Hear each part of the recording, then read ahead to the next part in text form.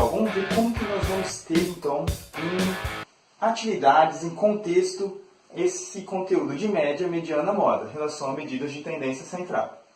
Temos um primeiro exemplo que apareceu aí na tela de vocês, dizendo que em uma determinada empresa, 5 funcionários recebem R$ 77, 90, 83, 143 e 88 reais hora. Então nós temos que saber aí, segundo o enunciado, qual é a média salarial por hora desses funcionários e também o salário mediano em relação a esses valores. Então vamos seguir a ordem que o enunciado nos propõe. Quando nós estamos perguntando sobre a média, nós vamos determinar a somatória dos valores e dividir pela quantidade de valores que temos. Portanto, nós vamos ter como média o resultado igual a 77 mais 90 mais 83 mais 142 mais 88 dividido pela quantidade de termos que eu utilizei para a somatória. 1, 2, 3, 4, 5. A somatória desses valores resultará em 480, que ao ser dividida por 5 resulta em 96. Portanto, a média de salário hora desses funcionários é igual a R$ 96. Me falta saber o salário mediano. Mediano já remete à palavra mediana, então eu sei que antes de eu fazer esse tipo de cálculo, eu tenho que estabelecer esses valores em uma ordem, seja ela crescente ou decrescente. Convencionalmente eu utilizo a ordem crescente, então eu vou olhar o menor termo, é o 77, em seguida 83, 88, 90, 142. Após estabelecer uma ordem para esses termos numéricos, nós podemos determinar quem é a mediana. Basta encontrar o termo central. Nesse caso, de um total de 5 termos, eu vou ter 2 termos à esquerda, 2 à direita. Vai me restar apenas o termo central. Portanto, 88 é o salário mediano desses funcionários. Temos então que a resposta correta se refere à letra D.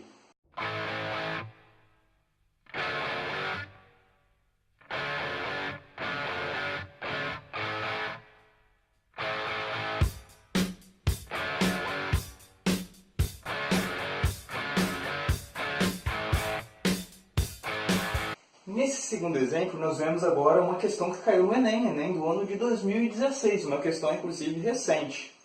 Então, o que nós vamos tirar de contexto dessa questão? Ela apareceu aí na tela para vocês agora, né? Vocês podem estar fazendo a leitura dela. Nós vemos aí que o texto introdutório, o texto que vai fazer a gente perder tempo, não vai ter nenhum dado matemático importante para a resolução, só está contando uma história que em determinada cidade o prefeito verificou através de um levantamento estatístico a ocorrência de casos em diferentes regiões. Lá embaixo ele dá 2 para a contratação de funcionários no combate aos casos de dengue. A primeira condição é que se o número de casos for maior do que a média, serão contratados 10 funcionários.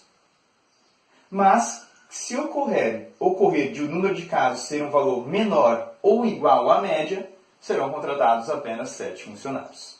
Então, nós temos ali já que a comparação que vai determinar a quantidade de funcionários a serem contratados será a média. Portanto, é ela que eu preciso encontrar.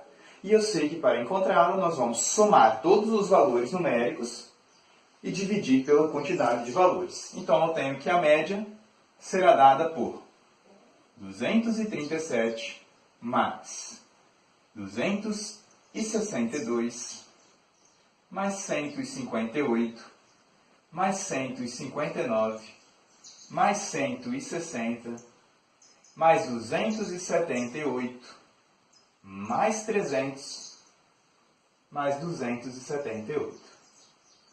Dividido pela quantidade de termos que eu tenho. E eu trabalhei com 1, 2, 3, 4, 5, 6, 7, 8 regiões.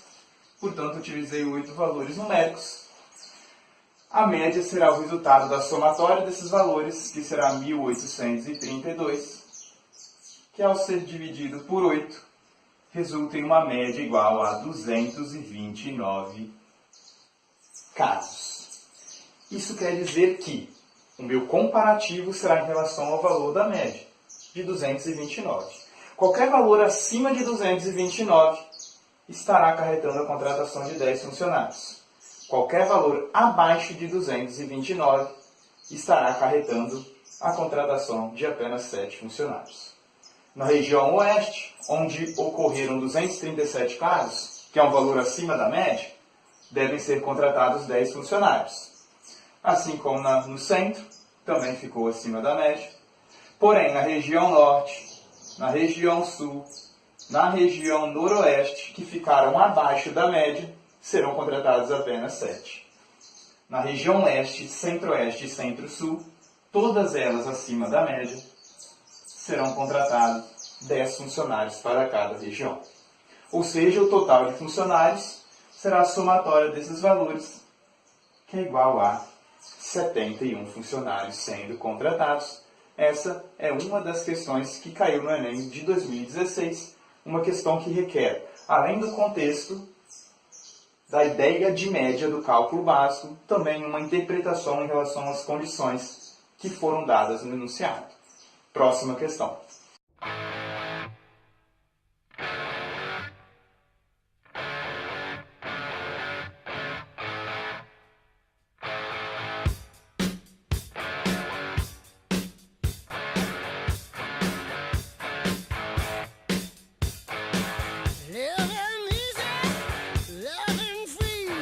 E olha a imaginação dos criadores dessa questão para poder contextualizar o cálculo de mediana.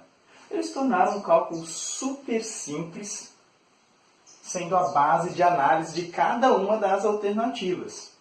Essa questão ela diz o seguinte: foi feita uma gincana, uma espécie de teste de conhecimentos em uma escola. Foram disputados por 3 equipes, cada equipe dessa era composta por 10 estudantes, e as notas máximas que eles poderiam obter eram de 10 pontos. Sendo que o critério de avaliação, ou seja, a colocação seria dada por meio da nota mediana dos estudantes. Então, de nada vale você tirar uma média 8, se sua mediana for 6 e a da outra equipe for 7, ela vai estar mais bem colocada que você. E diz o seguinte: a equipe ômega, que foi a primeira colocada, ela teve uma mediana igual a 7,8 pontos. A equipe delta ficou em segundo lugar, mediana 7,6. E por fim, a equipe gama, ela ficou em terceiro e último lugar, pelo fato de que um dos estudantes não compareceu para fazer a prova, obtendo, portanto, uma nota igual a 0. Foram dadas as notas da equipe gama, e aí nós temos que julgar uma a uma as alternativas A, B, C, D e E, para poder chegar à conclusão de qual era a verdadeira. Na primeira alternativa, disse que a equipe gama ela teria uma mediana de 6,5 se o estudante obtivesse nota 0. Ou seja, se essas notas aqui foram mesmo confirmadas. Lembrando que mediana necessita de uma organização dos termos em ordem crescente ou decrescente. Organizando esses termos, então, em ordem crescente, eu tenho 0. Depois, a nota mais baixa que eu tenho é 6. 6,5. Novamente 6,5, 7, 7, 8, 8, 10 e 10. É importantíssimo que a gente não esqueça nenhum dos valores para trás. Vamos ver se a gente organizou então os 10 termos. 1, 2, 3, 4, 5, 6, 7, 8, 9 e 10. A mediana ela é o termo central de uma sequência. Como eu tenho 10 valores para serem analisados, 5 deles ficariam à esquerda. 1, 2, 3, 4, 5. E 5 à direita. Aí nós temos que, nesse caso, por ser uma quantidade par de valores, tendo o aluno obtido nota 0, nós teríamos a mediana sendo igual à média aritmética dos termos centrais. 7 mais 7 dividido por 2 é o resultado de 14 dividido por 2. A mediana dessa terceira equipe seria 7, não seria 6,5 caso o estudante obtivesse 0, portanto, a letra A é uma resposta incorreta. Vamos tentar analisar agora em relação às outras 4 objetivas. Temos que, na segunda, a afirmativa era de que se o estudante obtivesse nota 10, eu poderia concluir que a equipe gama seria vencedora, ou seja, a mediana dela seria uma mediana maior do que 7,8. Vamos ver o que acontece quando nós substituímos essa nota 0 do estudante e ela passa a ser uma nota 10, conforme sugere a questão objetiva, a letra B. Vejamos, organizando esses termos em forma crescente, nós teremos que o menor valor é 6, seguido de 6,5, novamente 6,5, 7, 8, 8, 10, 10, e aí a terceira nota 10, que foi substituída por aquela nota 0, essa projeção do estudante fazer 10 pontos. Organizamos em ordem crescente, todos os 10 termos estão aqui. Novamente a mediana vai dar 5 para cada lado, ou seja, à esquerda do meu valor numérico, 1, 2, 3, 4, 5 termos à esquerda, 5 termos à direita, a média dos termos centrais vai me dar a mediana. Então, a mediana, nesse caso, seria 7 mais 8 sobre 2. É 15 sobre 2. 7,5. Então, ela seria vencedora se esse aluno que faltou obtivesse nota 10? Ela teria uma mediana de 7,5. Não seria suficiente para atingir a equipe ômega. Portanto, também estaria errado. Aí, através dessa conclusão lógica, veja bem, o estudante obteve o máximo de nota que ele poderia obter. E mesmo assim foi insuficiente para ele alcançar a equipe ômega, também foi insuficiente para alcançar a equipe delta. Portanto, com uma nota 8, que seria uma nota menor do que essa, seria suficiente para ele chegar à segunda colocação? Também não seria. Se ele obtivesse nota 9, ele empataria com a equipe ômega, 7,6? Também não aconteceria. Então, em nenhuma hipótese, nós teríamos outro resultado que não fosse, como resposta correta, a letra D.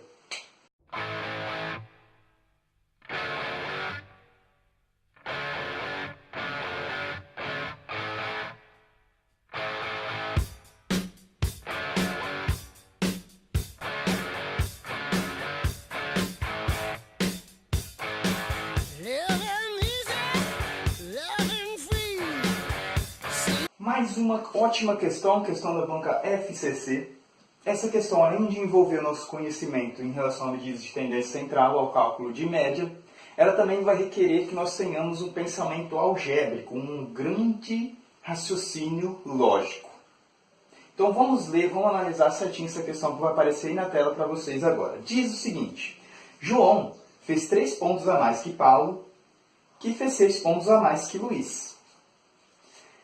A média aritmética entre os 3 foi de 6 pontos. Quantos pontos fez Paulo? Vejamos.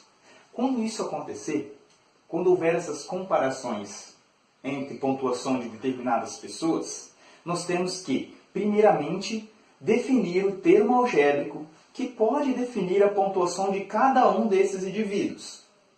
Lembrando que, quando a gente está fazendo operações algébricas, se nós pudermos estabelecer uma comparação entre o mesmo termo algébrico, nós vamos conseguir resolver o cálculo dessa questão. Então, precisamos saber quem é o indivíduo que tem o termo independente como a quantidade de pontos que fez. Porque, veja bem, quando diz que o João fez 3 pontos a mais que Paulo, a pontuação de João depende da pontuação que Paulo fizer. Uma suposição, se o Paulo fizer 7 pontos, o João fez 3 a mais, ele fez 10. Porém, se o Paulo fez só 5 pontos, o João fez 3 a mais, ele fez 8. Então, a quantidade de pontos do João está diretamente ligada à quantidade de pontos que Paulo fez. Também diz que Paulo fez 6 pontos a mais que Luís.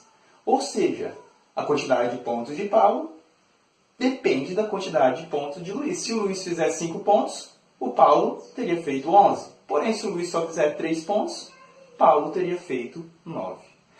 Portanto, o indivíduo que é independente, que tem a possibilidade de ser representado pela variável independente é apenas o Luiz. A ele não foi dada nenhuma restrição. Luiz fez, nesse caso, x pontos.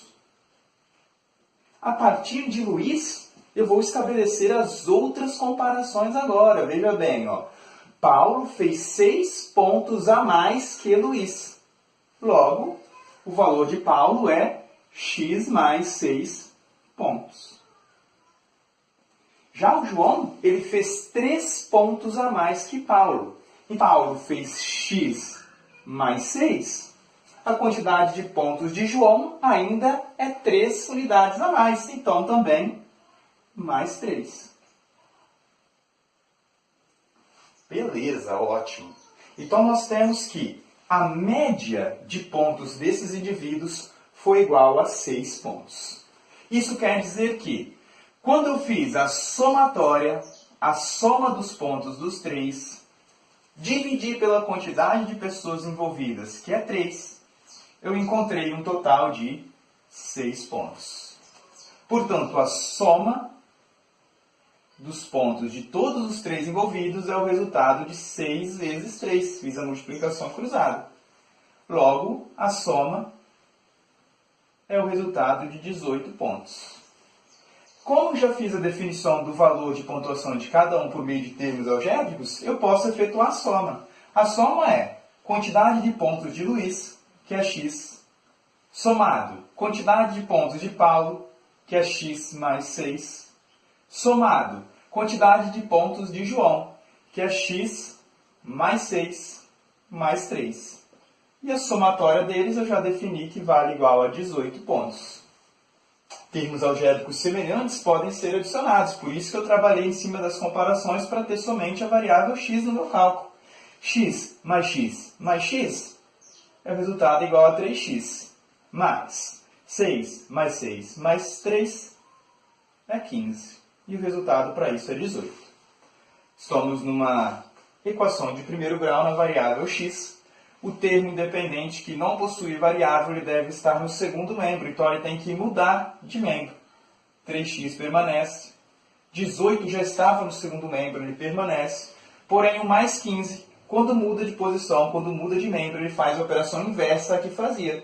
Então, se ele estava somando, agora ele passa a subtrair. 3x tem como resultado 18 menos 15, que é 3.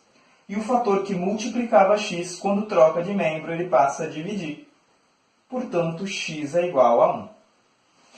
A importância da anotação nesse tipo de cálculo, ele requer uma interpretação enorme. Então, se eu não anotar, provavelmente eu vou errar. Porque o que me interessa realmente saber é a pontuação de Paulo.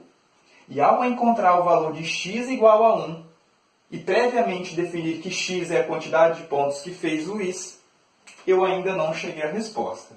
O que eu sei é que Luiz fez 1 ponto. Porém, o que me interessa realmente é a quantidade de Paulo. Paulo fez a pontuação de Luiz, excedendo ainda em 6 pontos. Ou seja, 1 mais 6. A pontuação de Paulo foi igual a 7 pontos. 7 pontos refere-se à letra B. A questão correta, a objetiva correta é a letra B, certo? Então, o detalhe, a análise e, principalmente, as anotações definem se nós vamos errar ou acertar uma questão como essa que requer um pouco mais de interpretação e de detalhes, certo? Vamos dar sequência, vamos para uma próxima questão que também tem um nível de interpretação alto. Vamos nessa. Próxima.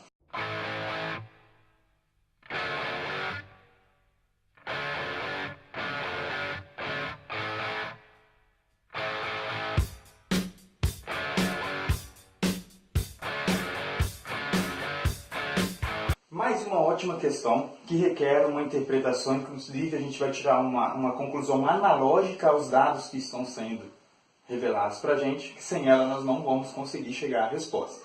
Vai aparecer aí na tela de vocês a questão, vamos para a leitura dela. Diz o seguinte: sabe-se que a média aritmética de 5 números inteiros distintos e positivo é 16.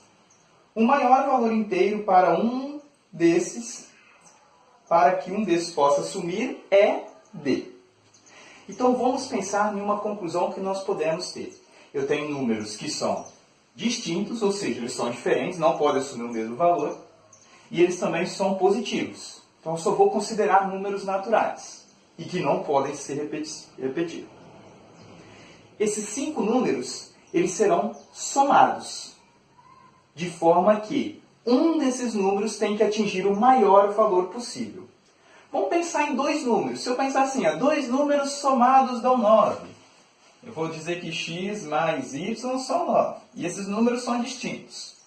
Qual é o maior valor que um desses números pode assumir? Bom, o maior valor que eu posso somar para obter 9 é um dos números sendo igual a 8. E o outro sendo igual a 1. Certo? Esse é o maior valor que um dos valores possível admitir. Então, olha a conclusão analógica que nós temos. Para que um dos valores possa assumir o maior valor possível, o outro valor, obrigatoriamente, tem que ser o menor possível. Então, como eu tenho aqui a somatória de 5 números, certo? Vamos pensar aqui, ó. Eu tenho 5 números distintos. Esses números eles foram somados. Ao somar esse número e calcular a média, ou seja, dividir eles por 5, eu encontrei uma média igual a 16. Somente um desses valores, ele tem que admitir o maior valor possível. E esse valor, por enquanto, eu desconheço. Porém, eu já tirei a conclusão analógica de que, para que um dos valores seja o maior possível, os demais devem ser os menores possíveis. E aí, os menores valores que são distintos e que são positivos são 1, 2, 3 e 4. Se eu estiver trabalhando com os menores valores, um deles terá também o maior valor possível para poder assumir. Certo? Então, quero ter o maior valor possível. Considero os outros valores que estão sendo somados como os menores possíveis. E os menores números positivos e distintos são 1, 2, 3 e 4. Certo?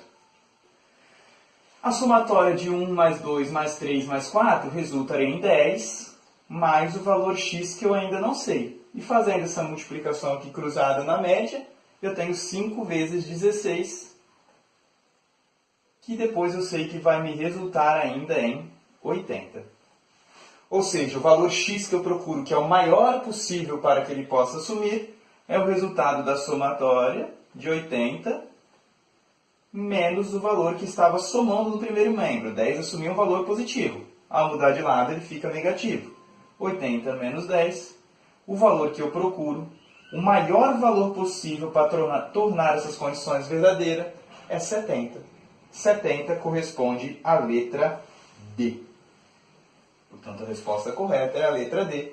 Uma questão de cálculo simples, porém de uma interpretação que requer até mesmo uma analogia. Eu tenho uma conclusão implícita aí. Para que um dos valores possa assumir o maior valor possível, os demais valores devem assumir os menores possíveis. Certo?